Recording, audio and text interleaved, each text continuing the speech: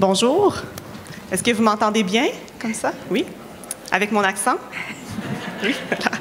Donc, en fait, je suis vraiment contente de venir vous présenter aujourd'hui notre approche d'hypothérapie que j'ai développée ou bonifiée, en fait, au Québec et que j'ai la chance de présenter ici en France depuis 2014, donc de 1 à 2 fois par année où je viens former les kinés, les ergos, peut-être certaines psychomotriciennes éventuellement. Et donc, merci à l'organisation de l'Equimeeting de m'avoir fait venir, en fait, d'avoir accepté ma proposition. Je me présente un petit peu plus en détail. Donc, je suis ergothérapeute, j'ai un master en administration de la santé et je suis co-chercheur à l'Université de Montréal où mes principaux intérêts de recherche sont sur l'hypothérapie et développer des modèles, en fait, de pratiques pour structurer notre intervention. J'ai aussi une expertise en évaluation du trouble du spectre de l'autisme. Nous, au Québec, les ergothérapeutes sont appelés à procéder à des évaluations et à poser des diagnostics en lien avec l'équipe médicale. Donc, ça fait aussi partie là, de mes champs d'expertise. Donc, de quoi on va discuter ce matin? Je vais commencer par vous expliquer un peu ce que c'est l'hypothérapie. Par la suite, je vais vous parler de la richesse du mouvement du cheval parce que notre approche se base vraiment sur ce mouvement qui est très, très, très riche et très intéressant. Je vais vous parler aussi de tout ce qui est rééducation assistée par le cheval, de la confusion des termes qui existent un peu à travers le monde. Ça fait partie de mes intérêts de recherche. J'ai écrit beaucoup sur tout ce qui se passe au niveau de l'utilisation des différentes terminologies. Et je vais parler du travail aux longues graines et nous conclurons un peu là-dessus. Chaque fois que je présente en France, je fais un effort pour adapter mon langage. Ce n'est pas toujours possible. Bref, si vous ne comprenez pas, levez la main et je suis en train de modifier ma façon de vous expliquer le tout. Donc, qu'est-ce que c'est l'hypothérapie? En fait, la première association qui a décrit cette approche, c'est l'American Hypotherapy Association, qui décrit l'hypothérapie comme la façon dont les physiothérapeutes, les ergothérapeutes et les orthophonistes, on ne parle pas de psychomotriciens parce que, bon, en Amérique du Nord, ça n'existe pas. Mais bref, les psychomotriciens aussi utilisent une pratique qui est basée sur les plus récentes évidences scientifiques et aussi leur raisonnement clinique pour travailler avec le mouvement spécifique du cheval au niveau des systèmes sensoriels, neuromoteurs et cognitifs. C'est une stratégie de réadaptation qui fait partie intégrante, en fait, d'un programme de réadaptation. Et là, je dis réadaptation parce qu'en Amérique du Nord, on dit réadaptation, mais entendez rééducation, là, en fait, c'est un synonyme. Donc, quand je vous parlais de la richesse du cheval, qu'est-ce qu'elle est, cette richesse-là? C'est que le cheval reproduit le mouvement de marche de l'humain de façon assez similaire. Donc, quand on est assis sur le dos d'un cheval, on voit notre bassin mobilisé exactement comme si on se déplaçait en marchant. Bien entendu, comme vous l'avez vu hier avec l'équipe de CarePap pendant les ateliers pratiques, on va éviter de mettre une selle pour justement favoriser en fait cette transmission du mouvement qui est vraiment très, très, très intéressante. Et le cheval, ce qui permet aussi, c'est de transmettre des stimulations neuromotrices qui sont typiques. Qu'est-ce que je veux dire par là, en fait, c'est que dans notre quotidien, dans le développement de l'enfant aussi, on a besoin de développer des stimulations, en fait, d'intégrer différentes stimulations qui vont permettre de développer la marche, la posture assise, le déplacement à quatre pattes. Et donc, le cheval nous permet, en fait, d'intégrer l'ensemble de ces stimulations neuromotrices-là.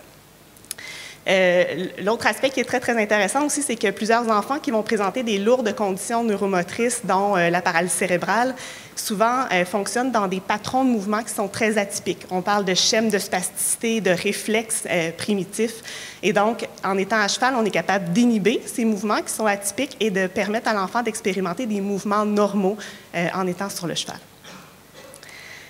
Donc, tout ce que je vous dis là, des fois, ça peut apparaître un petit peu précis quand on n'a pas expérimenté le mouvement du cheval. Donc, j'ai conçu une vidéo que j'ai eu la chance d'avoir juste avant de prendre l'avion. Et je vais vous présenter la vidéo qui tente, en fait, de mettre des images sur ce que je viens de vous expliquer. Donc, j'espère que la vidéo vous a permis de comprendre un petit peu plus l'intérêt de l'utilisation du cheval en rééducation physique. C'est sûr que c'est beaucoup de théorie, mais pour les personnes qui veulent éventuellement utiliser le cheval de cette façon-là, il y a vraiment une analyse approfondie de la démarche du cheval. Il faut réapprendre à monter à cheval, sortir un peu de qui on est en tant que cavalier, s'asseoir sur notre cheval, fermer les yeux et ressentir ce mouvement. Et c'est là qu'on voit tout le potentiel assez inégalé là, que le cheval peut nous offrir. Donc, si on veut pratiquer l'hypothérapie, bien, les essentiels, c'est vraiment d'effectuer une évaluation très approfondie des besoins de notre patient. C'est ce que je recommande, en fait, d'aller évaluer quelle est la démarche de notre patient, s'il peut marcher ou non, quels sont ses besoins en termes d'équilibre, d'ajustement posturaux, de renforcement, en fait, au niveau des abdominaux, des dorsaux, qu'est-ce qu'on veut aller travailler. Parce qu'en fait, il faut absolument choisir le cheval en fonction des besoins du patient. Chaque cheval, un peu comme je l'ai expliqué dans la vidéo, chaque cheval a sa démarche particulière, chaque cheval transmet un mouvement particulier. Et donc, si on choisit inadéquatement le cheval pour le patient, on peut aussi le mettre à risque.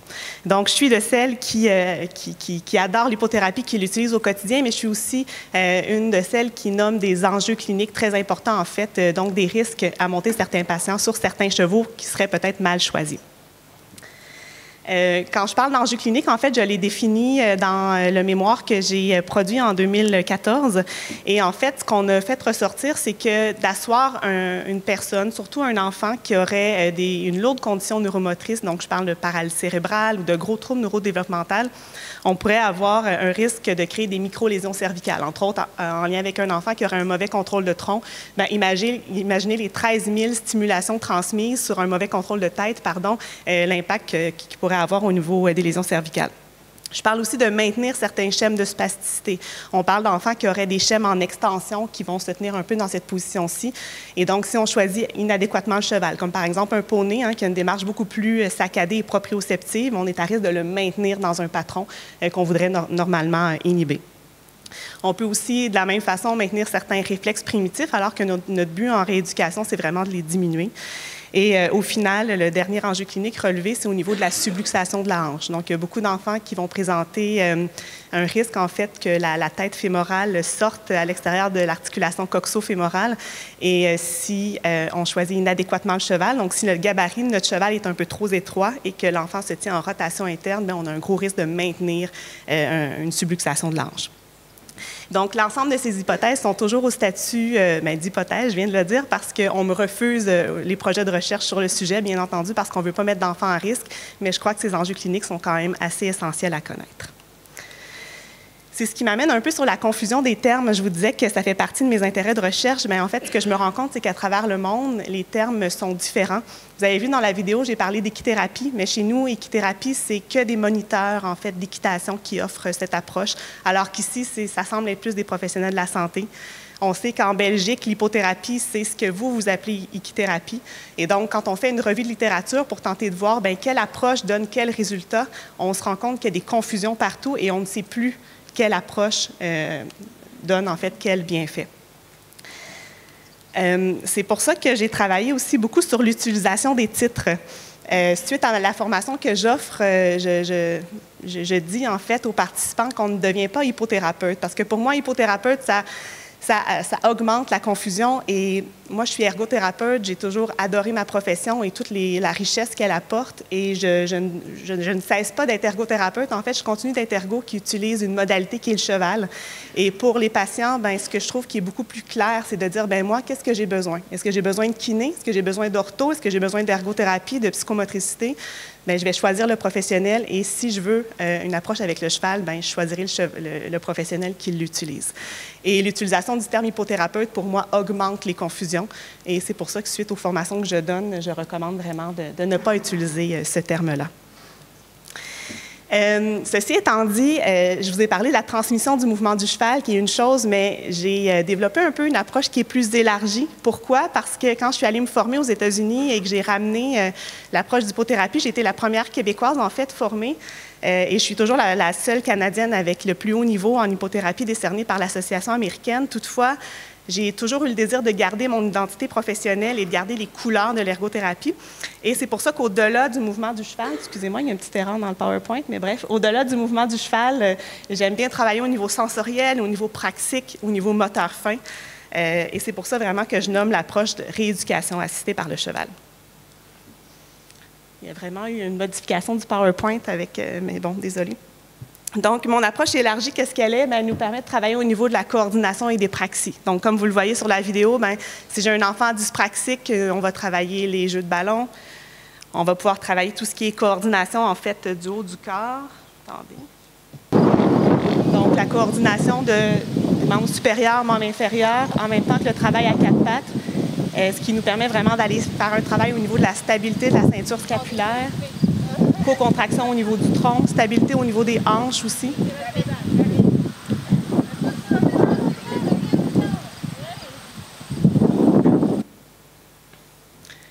En lien avec ce que vous venez de voir, j'aime bien travailler les grands jalons de développement, si je peux les appeler comme ainsi, en fait, notamment la marche à quatre pattes, qui est essentielle, en fait, dans le développement de l'enfant. C'est essentiel pour développer, encore une fois, la stabilité de la ceinture scapulaire, tout ce qui est coordination des membres supérieurs, la latéralité, le contrôle du tronc aussi. Et donc, les enfants qui viennent nous consulter, qui ne se déplacent toujours pas à quatre pattes, on va les mettre à cheval à quatre pattes. Et avec l'intégration des patrons neuromoteurs, j'ai vu énormément d'enfants commencer à se déplacer à quatre pattes tout de suite après la séance parce qu'au niveau neuromoteur, l'intégration a été réalisée adéquatement. On travaille aussi tout ce qui est motricité fine, graphisme, préalable scolaire. Comme je vous disais, moi, je demeure ergothérapeute et une de mes approches, une des choses que je travaille le plus, c'est le graphisme. Et de faire du graphisme à cheval, c'est beaucoup plus motivant. De garder un enfant en cabinet sur ma petite table et de lui demander de faire du graphisme pendant 20 minutes, souvent, c'est décourageant. Par contre, de le faire sur un cheval, il y a tout l'aspect motivationnel qui est là, mais en plus, au niveau moteur, on permet d'aller travailler tout ce qui est stabilité proximale, stabilité des épaules et après, de faciliter le développement du graphisme, de la prise du crayon et de tout ce qui est préalable scolaire. Ce qu'on travaille aussi avec l'approche de rééducation assistée par le cheval, c'est la communication et l'interaction sociale. Hier, Dr. Amery en a bien parlé, en fait, de l'utilisation du cheval avec la clientèle TSA. C'est vraiment ce qu'on fait énormément avec une approche qui est neurodéveloppementale. À notre compréhension du TSA, maintenant, c'est celle-ci. Et donc, on va travailler au niveau des stimulations neurosensorielles qui sont très, très intéressantes pour rendre l'enfant plus disponible, moins anxieux, plus disponible aux apprentissages. Et l'environnement équestre, la présence de l'équipe aussi qui favorise en fait le développement des automatismes sociaux si importants avec la clientèle ou la patientèle TSA. Ce que les études scientifiques nous ont aussi démontré, c'est l'intérêt de l'approche précoce. Donc, notre approche d'hypothérapie, on l'offre dès l'âge de 8 mois. Pourquoi 8 mois? C'est parce que les dernières études scientifiques nous ont beaucoup démontré les bienfaits de la plasticité cérébrale ou neuronale qui permet en fait au cerveau de l'enfant de se remodeler en fonction des interventions et des stimulations transmises. Donc, avec la force et le potentiel du mouvement du cheval et les stimulations neuromotrices qui sont transmises, on peut penser qu'il y a un remodelage neuronal assez régulier pendant les séances d'hypothérapie. Et donc, plus on débute tôt, plus nos résultats sont intéressants. Avec ces enfants qui sont très jeunes, vous voyez, on fait de la monte en tandem où le kiné ou l'ergothérapeute est à cheval avec l'enfant devant lui. Tout ceci, en fait, ne serait pas possible sans une équipe. Vous voyez, nous, on est tout le temps 3. Donc, une séance d'hypothérapie, ça se fait à 3 personnes, toujours avec un rééducateur, donc un professionnel de la santé. À l'arrière, aux longues reines, j'ai toujours un moniteur, donc mon professionnel équestre qui va permettre d'avoir un cheval qui est bien, un cheval qui est capable de moduler son pas, qui va nous donner le mouvement exact qu'on veut. Et j'ai toujours un accompagnant, en fait, qui est des fois un éducateur spécialisé ou un autre professionnel qui va nous aider, en fait, dans l'atteinte de nos objectifs. Et le travail aux longues reines, vous l'avez peut-être pour certains découvert hier avec l'équipe de CARPAP, mais pour moi, c'est un essentiel. Le cheval qui est aux longues reines, en fait, il va nous démontrer une meilleure droiture, il va avoir une fluidité dans sa démarche et il va aller chercher tout l'engagement et la propulsion qui est nécessaire à aller chercher des bons mouvements d'antéro-postérieur qui sont si essentiels, en fait, en réadaptation neuromotrice. Donc, je terminerai en vous parlant un peu de la formation. Hier, on a parlé des différentes formations qui sont offertes ici en France. Bien, il y en a une que j'offre maintenant grâce, en fait, à différentes personnes qui m'ont permis de le faire, dont notamment Estelle Patrier, kinésithérapeute, qui est ici dans la salle, qui, à chaque année, permet la formation à Toulouse. Et un beau partenariat aussi avec le Centre de rééducation de CARPAP, qui maintenant va me permettre de venir à chaque année pour former les différents rééducateurs en France. Et ce modèle d'intervention, pourquoi il s'appelle un modèle? C'est parce qu'il offre un cadre de référence, une pratique qui est rigoureuse et qui est harmonisée, en fait, au sein de toutes les personnes qui utiliseront l'approche.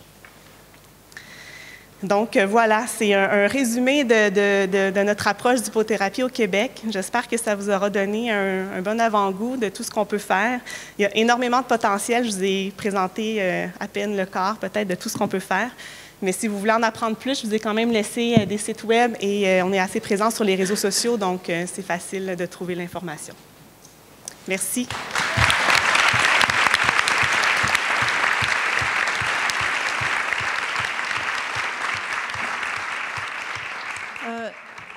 Vous pouvez rester.